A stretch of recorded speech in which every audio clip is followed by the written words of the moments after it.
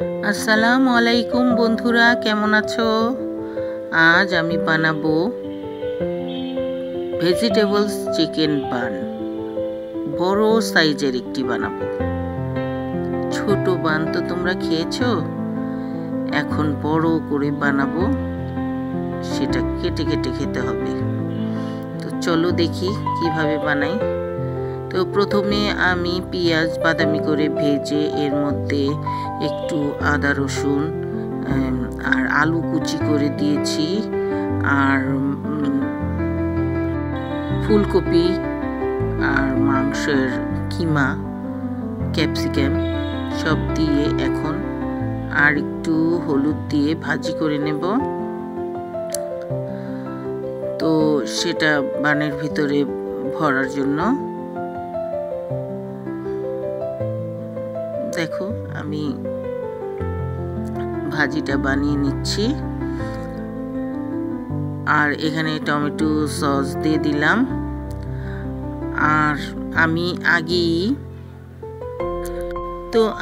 আগেই ডোটা বানিয়ে রেখেছিলাম। ডোটা বানাতে হয় কিভাবে তা তো তোমরা মোটামুটি জানো, তারপরেও বলে দিচ্ছি। 3 কাপ আটা কিংবা ময়দার মধ্যে 1 চা চামচ ইস্ট আর চিনি অল্প, আর পরিমাণ মতো লবণ আর তেল বা ঘি দিয়ে শুকনো আটা কিংবা ময়দার মধ্যে মাখানোর পরে কুসুম গরম পানি দেবে। কুসুম গরম পানি অথবা দুধ যেটাই হোক দিয়ে নরম করে একটা ডো বানাতে হবে। নরম করতে হবে, শক্ত হলে ফুলবে না। 2 ঘন্টার জন্য রেস্টে রাখতে হবে, ঢাকনা দিয়ে ঢেকে রেস্টে রাখার পরে এখন আমি একটা ট্রের মধ্যে রেখে বানিয়ে নিচ্ছি, অথবা তোমরা এই কেকের বাটিতেও বানাতে পারো। আমি ট্রের মধ্যে বানিয়ে কেকের বাটিতে রেখে দিয়েছি।